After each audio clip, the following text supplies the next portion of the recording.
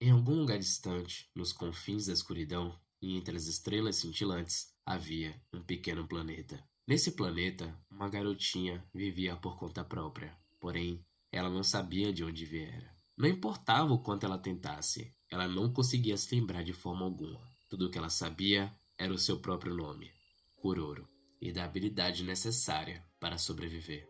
Enquanto Kuroro viajava, cruzando todo o seu planeta, e apesar de que ela torcesse para o contrário, sem dúvidas, não havia ninguém mais naquele mundo, além dela mesma. Com a sua solidão confirmada, os dias começaram a ficar mais obscuros. Andar, comer, ocasionalmente cantarolar, dormir e acordar. Kuroro entendeu que aquilo era parte da sua vida naquele planeta. Não havia mais nada para esperar. Porém, em uma certa noite, algo surgiu para ela no horizonte. Algo que mudaria sua perspectiva de vida completamente. Era como uma fina linha de luz, esticada dos céus ao solo, e tocava a superfície daquele planeta, perfurando a plácida imagem da lua. A linha balançava conforme o vento soprava sobre ela. Então, devido ao brilho carmesim profundo, a garota se aproximou para entender do que se tratava. Mesmo sob a luz da lua, a linha brilhava em silêncio. Ela era forte e bastante flexível, de certa forma até glamurosa, pois quando era tocada, ela brilhava até um pouco mais forte. Assim, Kuroro tentou escalá-la, mas a linha carmesim era tão fina que ela mal conseguia se segurar. Sem esperar qualquer resposta, a garota perguntou ao céu estrelado: onde será que isso leva? Ainda que tentasse buscar respostas em seus pensamentos, ela não conseguia chegar a nenhum sinal singelo de conclusão. Ainda assim, a linha se estendia para além de onde os seus olhos enxergavam. Então, sem conseguir respostas, a garota adormeceu ali mesmo, enquanto segurava a linha oriunda das estrelas. Mas então o tempo passou e o sol da manhã começou a brilhar sobre o pico das montanhas. Kuroro acordou em alerta e em pânico, pois algo estava puxando a linha do outro lado. Por isso, ela passou a segurar com muito mais força. A garota rapidamente se perguntou: será que alguém está tentando tocar uma melodia através da linha? Será que isso poderia ser algum tipo de sinal? Sua curiosidade cresceu exponencialmente, mas de repente, a linha carmesim permaneceu totalmente estática e um forte soar a respondeu. Havia alguém na outra ponta. E assim, seus olhos se iluminaram de alegria, enquanto um sentimento caloroso tomou conta de seu peito. Agora, com toda sua força, ela balançou a linha numa tentativa de passar a mesma mensagem. Algo como: eu estou aqui. Seja lá quem estivesse na outra ponta, ela recebeu toda a felicidade genuína que transbordava do coração da garota. E como resposta, a pessoa distante respondeu alegremente também. Nos dias seguintes, Kuroro começou a passar praticamente todo o seu tempo próxima à linha celestial. Dormindo ou acordada, os sinais estavam em sua mente. Ela sequer sabia se a outra pessoa falava o mesmo idioma que o seu, ou se era capaz de entender significados mais profundos através da linha. Mas isso eram apenas detalhes. Ela não conseguia esconder sua empolgação toda vez que estimulava o fio oriundo das estrelas e acabava recebendo uma resposta recíproca logo em seguida. Porém, mesmo que não pudesse entender o real significado dos sinais, ainda haviam coisas que podiam ser passadas através daquela linha. Por isso, Kuroro utilizou de um galho retorcido e teia de aranha para poder fazer um arco. Ela começou a murmurar uma música que lembrou de escutar em algum lugar. E assim, inesperadamente, a pessoa do outro lado também começou a tocar uma música, uma resposta completamente diferente de qualquer outra.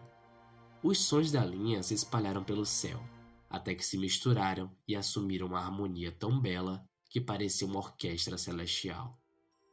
Daquele dia em diante, o coração de Kuroro começou a mudar e o anseio começou a fortalecê-la. Eu quero te conhecer. Eu quero te dizer bom dia e boa noite. Cantar canções à frente de uma fogueira e contar histórias sobre nossas viagens. Era muito difícil para ela conter todos os sentimentos que se formavam em seu peito. Mas, ao olhar para cima e encarar os céus distantes, Kuroro sentia que podia reunir toda sua convicção e falar aos quatro ventos o seu mais singelo desejo. nós iremos nos encontrar. Então, depois de um tempo, Kuroro tratou de elaborar cautelosas preparações como ferramentas que facilitariam sua subida na até então inescalável linha. Aos poucos, ela conseguia não escorregar e continuava subindo. Ela sabia que a jornada seria difícil, mas a realidade era muito pior, pois a linha simplesmente desaparecia no azul profundo do céu. Além disso, o ar rarefeito dificultava ainda mais o processo. Então, se quisesse superar os seus limites, ela precisaria se preparar ainda mais. Então, Kuroro passou a praticar em segurar sua respiração por longos períodos de tempo. Aprendeu a examinar o que podia ou não ser preservado para escolher seus mantimentos, e até mesmo passou a suportar a dor da fome. Porém, em meio a toda sua preparação, havia uma coisa importante que ela não queria se esquecer de forma alguma. Algo que ela pudesse levar consigo e que servisse como um presente para seu amigo distante. Então, após viajar novamente pelo seu planeta, ela decidiu colocar um pouco dele mesmo em um pequeno jarro, criando algo bastante semelhante a um diorama. Depois de tudo aquilo, ela finalmente estava preparada. Mas antes de começar a escalar mais uma vez, ela deu uma passada no canal Chorou e ainda disse que se você não deixar o bendito do like, o bom druid de calcinha vai te puxar pela perna no meio da madrugada. Fala, meus aventureiros, como é que vocês estão? Eu espero que sejam bem. Eu sou Chorou e estamos aqui estamos aqui em um filme inesperado e completamente focado em From Start Strings, tá?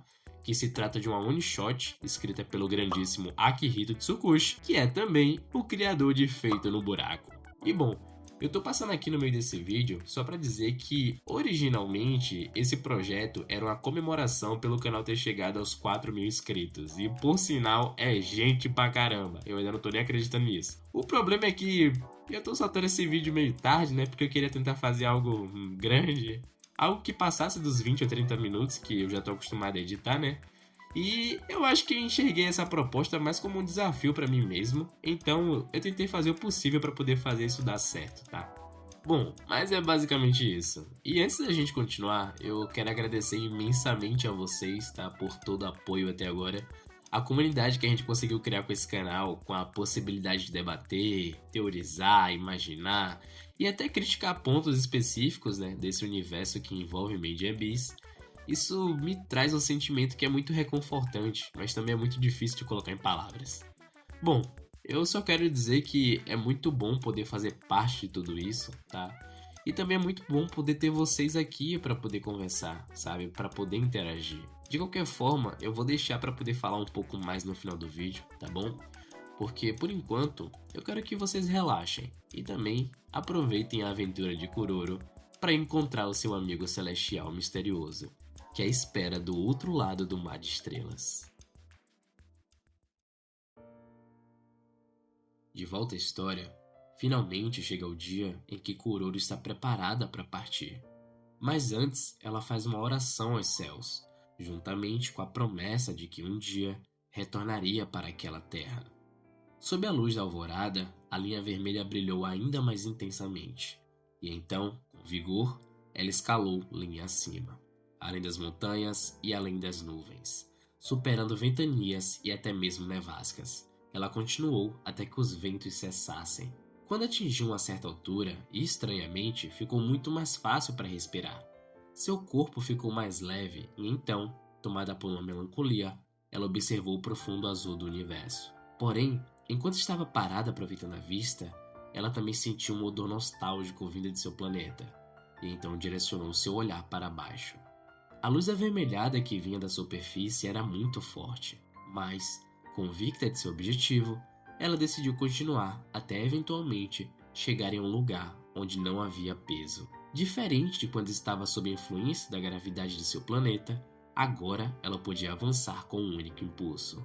Só que sua confiança subiu tanto a cabeça que ela quase e totalmente sem querer acabou deixando seu arco preferido cair no vazio do espaço. E por causa do movimento abrupto para segurá-lo, ela acaba perdendo a sua maçã, que começa a voar pelo limbo enquanto é esmagada pela pressão daquele vazio. Pela primeira vez, ela o tinha ouvido e visto a maçã morrer, e logo entendeu que nesse lugar sem peso, se porventura acabasse soltando a corda, acabaria da mesma forma que aquela maçã, e ainda por cima, sem ter chance de retornar. Então, para aliviar suas preocupações, Kuroro pegou seu arco e nervosamente começou a tocar e cantarolar uma música com a linha.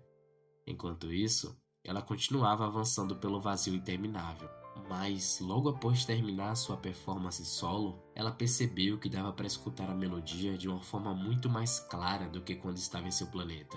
Por isso, ela entendeu que não precisava ficar com tanto medo, pois havia algo em que podia confiar. E é claro, eu estou me referindo à linha que conectava seu destino com o seu lar. Então, mesmo esmagada pelo medo, Kuroro seguiu em frente, confiando que tudo daria certo. Mesmo que na situação atual Kuroro tivesse apenas uma vaga sensação de passagem do tempo, agora, com somente 1/5 de seus mantimentos sobrando, ela passou a comer apenas 3 vezes ao dia. Seu equipamento começou a deteriorar. Ela já estava fraca e cansada, então passou a utilizar de suas energias restantes para manter suas performances. Em algum momento, ela acabou cedendo e pegou no sono. Simplesmente, enquanto ainda estava descansando, a resposta para sua melodia foi ressoada mais rapidamente que as outras vezes. Então, ao abrir os olhos e observar o horizonte, ela percebeu que a linha parecia apontar para um único ponto. Era como uma fraca luz distante, mas ainda assim, seu coração disparou como um alarme. E com mais força do que pensava ainda ter, a garota voou rapidamente pelo fio. Então, finalmente, ela havia chegado ao seu destino.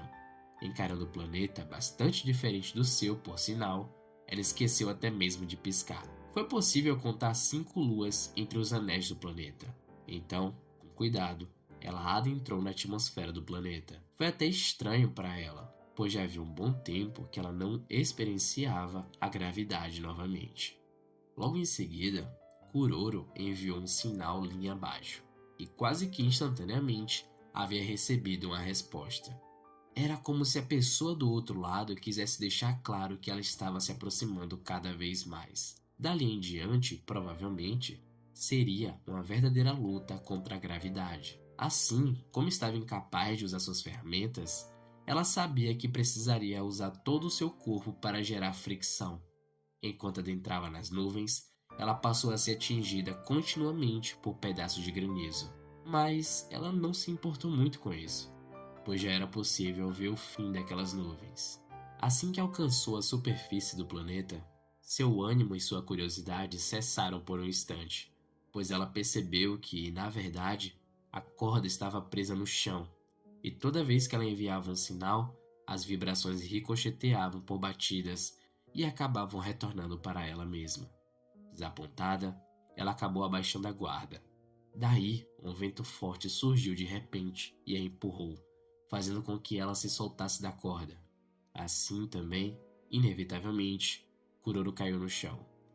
Quando se levantou com dificuldade, ela não conseguia respirar direito devido à dor do impacto e também por um pedaço de madeira que havia perfurado seu estômago.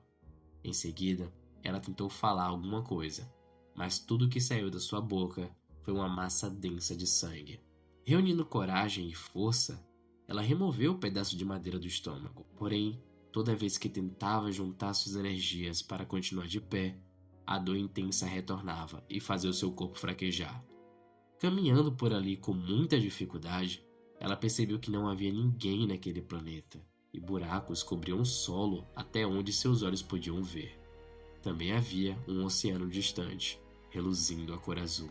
Mesmo que estivesse tentando disfarçar sua tristeza, ela não podia deixar de pensar que, na verdade, as respostas que ouvia e até mesmo o calor transmitido através da corda carmesim, tudo aquilo se tratava de uma mentira. E assim que esse pensamento passou a tomar conta de sua mente, ela sentiu seu coração despedaçar. Kuroro tentou gritar para encontrar alguém naquele planeta, mas a sua voz foi abafada pelo uivar do vento. E então, olhando para a corda carmesim mais uma vez, ela até sentiu vontade de poder voltar para casa, mas já não tinha forças e muito menos meios para poder fazer isso. O presente que preparou com tanto carinho, o diorama que retratava o seu mundo, acabou quebrando completamente por causa de uma rachadura enorme que se abriu. Pouco tempo depois, ela decidiu checar a corda e percebeu que era possível escutar uma voz agonizada vibrando através da linha. Aquela voz era dela mesma, e só assim Kuroro entendeu que sempre se tratou dela, interagindo com ela mesma. Desde o começo, ela sempre esteve sozinha.